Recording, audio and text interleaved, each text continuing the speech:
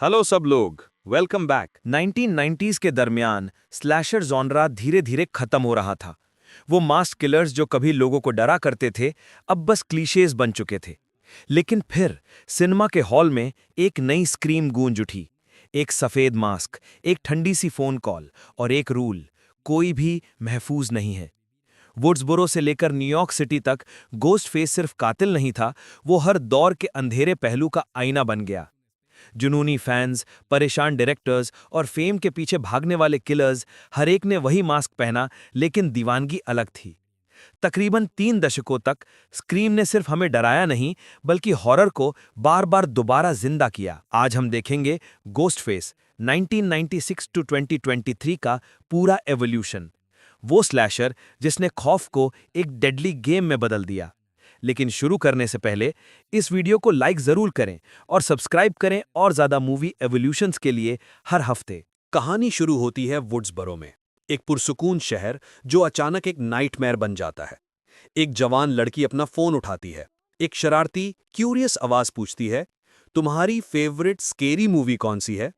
सब कुछ मजाक जैसा लगता है, जब तक कि वो नहीं रहता। वो फोन कॉल हॉरर को हमेशा के लिए बदल देता है। उस आइकॉनिक ओपनिंग के बाद हम मिलते हैं सिडनी प्रेस्कॉट से, एक टीनेज लड़की जो अभी तक अपनी मां की मौत का गम मना रही होती है। लेकिन जब उसके क्लासमेट्स मरने लगते हैं तो उसे समझ आता है कि ये कातिल रैंडम नहीं है, ये पर्सनल है। डायरेक्टर वेस क्रेवन ने कुछ बिल्कुल नया बनाया, एक ऐसी फिल्म जो हॉरर क्लीशेज पर हंसती भी है और उन्हें यूज करके हमें दोबारा डराती भी है। और इस आइडिया से पैदा हुआ एक लेजेंड, घोस्ट फेस। रोब और मास्क के नीचे थे बिली लूमिस और स्टू माचर, दो हॉरर के दीवाने टीनेजर्स जिन्होंने कत्ल को एक ट्विस्टेड परफॉर्मेंस में बदल दिया। वो मास्क, जो एडवर्ड मंच की पेंटिंग द स्क्रीम से इंस्पायर था, कोई मूवी प्रॉप नहीं था। वो एक सस्ती हैलोवीन मास्क थी, लेकिन उसकी सिंप्लिसिटी ने उसे भूलना नामुमकिन बना दिया। ये घोस्ट फेस कोई सुपरनैचुरल क्रीचर नहीं था, वो इंसान था, अनप्रिडिक्टेबल और हकीकतन डरा देने वाला। हर चीज सीन असली लगता था। हर मौत प्रैक्टिकल इफेक्ट से कोरियोग्राफ की गई थी, असल खून, रिट्रैक्टेबल नाइव्स और रॉ टेंशन के साथ। स्क्रीम 1996 ने जॉनरे को दोबारा जिंदा किया और हॉरर को दी एक नई शक्ल और एक नई आवाज।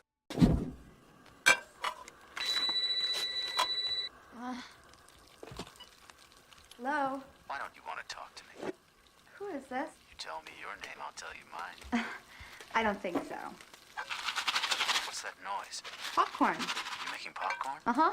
I only eat popcorn at the movies. Well, I'm getting ready to watch a video. Really? What? Oh, just some scary movie. You like scary movies? Uh-huh. What's your favorite scary movie? I don't know. You have to have a favorite. What comes to mind? Halloween. You know, the one with the guy in the white mask who walks around and stalks babysitters.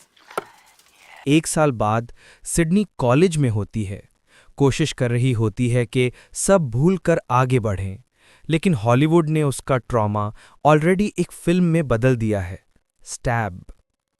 एक भरी हुई premiere में जहां fans ghost face mask पहने हुए होते हैं, असल कातिल दोबारा वार करता है।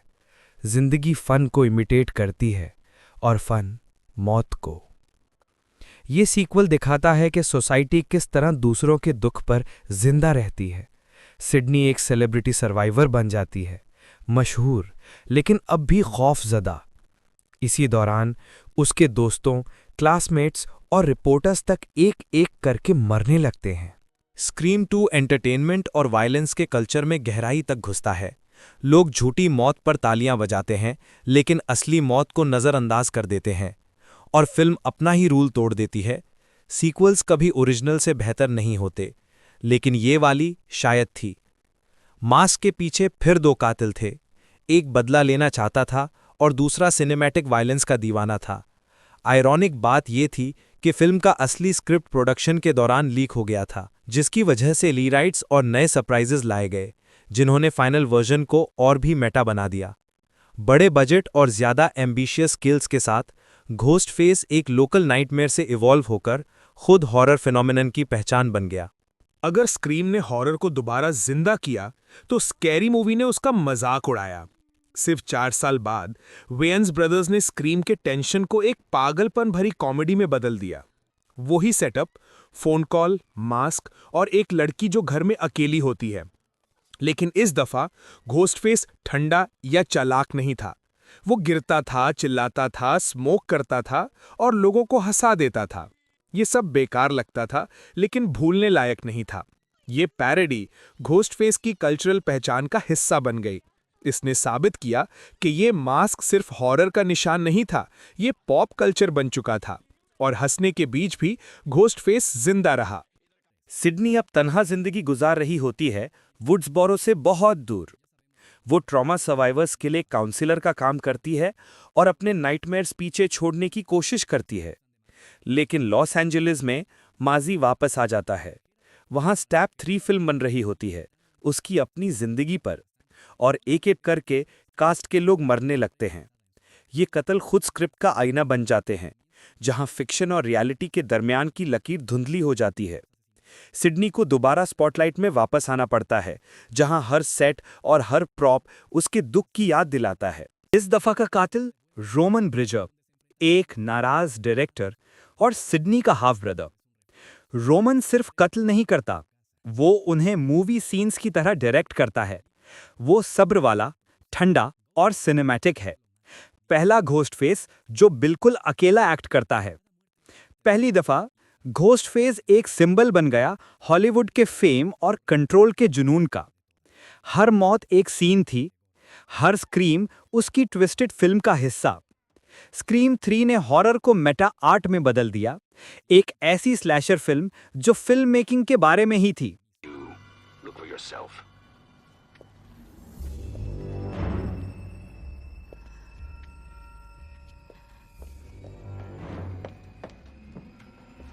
Now that we're all here, the party can begin.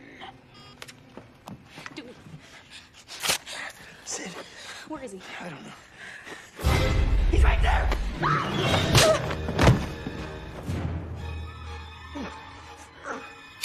11 साल बाद सिडनी अपनी नई किताब प्रमोट करने के लिए वुड्सबरो वापस आती है। एक कहानी जो सर्वाइवल और रिकवरी के बारे में होती है। लेकिन शहर बदला नहीं और घोस्टफेस भी नहीं। नई नस्ल के टीनेजर्स सब कुछ रिकॉर्ड करते हैं, हर पार्टी, हर खौफ, हर मौत। इस दफा के कातिल जिल गॉबर्ट्स, जो सिडनी की कजिन है, और उसका साथी चार्ली वॉकर। लेकिन जिल का मकसद बदला नहीं था, वो था फेम। वो अगला सिडनी प्रेस्कॉट बनना चाहती थी, बिना मेहनत के। अब का घोस्टफेस पूरी नस्ल का आईना बन गया था, जो सिर्फ अटेंशन के पीछे पागल थी, जो बेनामी जिंदगी से बेहतर समझती थी मरकर मशहूर हो जाना। इस वर्जन का घोस्टफेस और तेज और ज्यादा खतरनाक और हैरत अंगेज तौर पर मॉडर्न लगता था।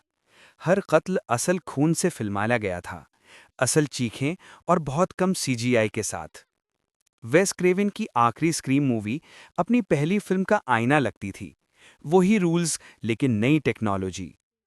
अब घोस्टफेस सायों से नहीं घूमता था, वो लाइव स्ट्रीम करता था। Channing Tatum.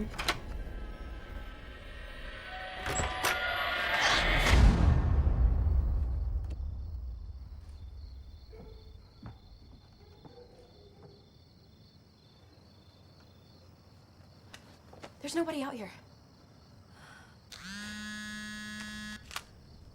What does it say?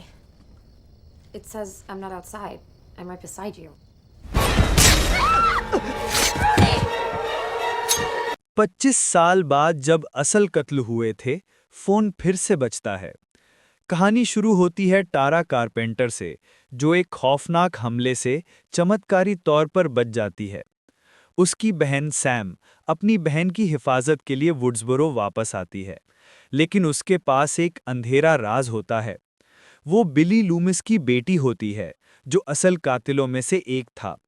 अपने बाप के साया से परेशान सैम को खौफ होता है कि शायद वो खुद उसी चीज में बदल जाए जिससे वो सबसे ज्यादा नफरत करती है। इस दफा के कातिल रिची कश और एम्बर फ्रीमैन थे, जो बदले के लिए नहीं बल्कि स्टैब फ्रैंचाइज को ठीक करने के लिए कत्ल करते हैं। वो प्योरिटी के लिए मरते हैं, कैनन के लिए, फैंडम के लिए। अब घोस्टफेस ऑनलाइन कल्चर का आखिरी आईना बन गया था। ऐसे जुनूनी फैंस पर एक कमेंट जो समझते हैं कि वो आर्ट के मालिक हैं। विजुअल तौर पर फिल्म रॉ और नॉस्टैल्जिक लगती है, 90s के टेंशन को मॉडर्न ब्रूटैलिटी के साथ मिलाकर। हर स्टैब गीरे और दर्दनाक है, हर मौत पर्सनल महसूस होती है। घोस्ट फेस फिर इवॉल्व हो गया, एक हॉरर विलन से निकलकर जुनून का एक कल्चरल सिंबल बन गया। पहली दफा कहानी वुड्सबरो से बाहर निकलती है। सैम और तारा नई जिंदगी शुरू करने की कोशिश करती हैं न्यूयॉर्क सिटी में। नए दोस्त, नई शुरुआत, नई उम्मीदें। लेकिन मास्क उनका पीछा नहीं छोड़ता। घोस्ट फेस अब पहले से ज्यादा हिम्मती हो गया है। दिन के उजाले में हमला करता है और भीड़ भरी सड़कों और सबवे टनल्स में शिकार करता है। शहरी माहौल सब कुछ बदल देता है। अब ना कोई अंधेरे जंगल हैं, ना खाली घर, सिर्फ लोग हर जगह, लेकिन बचाने वाला कोई नहीं। जब कत्ले जारी रहते हैं, सैम एक नए खौफ का सामना करती है। लोग उस पर शक करते हैं कि शायद वो खुद अगला घोस्ट फेस है, अपने बाप की विरासत की वजह से। इसी दौरान कातिल, जो बदले की भूखी फैमिली का हिस्सा है, पुराने कातिलों के मास्क ट्रॉफी के तौर पर जमा करते हैं। अब घोस्ट फेस एक विरासत बन गया है, एक ऐसी सिलसिला जिसमें कातिल आते जाते हैं लेकिन कहानी चलती रहती है। वो पुराना टूटा फूटा खून से रंगीन मास्क अपनी खुद की हिस्ट्री बयान करता है। हर लाइन, हर दाग एक नई दौर का निशान है। ये घोस्ट फेस पहले से ज्यादा फिजिकल, ज्यादा वायलेंट और ज्यादा बेरहम है। चेस सीन्स इंटेंस हैं, नाइफ फाइट्स ब्रूटल हैं और सिनेमेटोग्राफी मॉडर्न और तेज है। अब घोस्ट फेस सिर्फ एक इंसान नहीं, वो खौफ का एक इंस्टीट्यूशन बन गया है।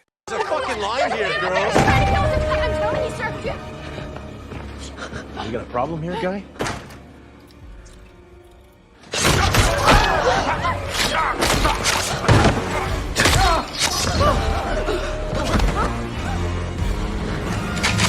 Hey!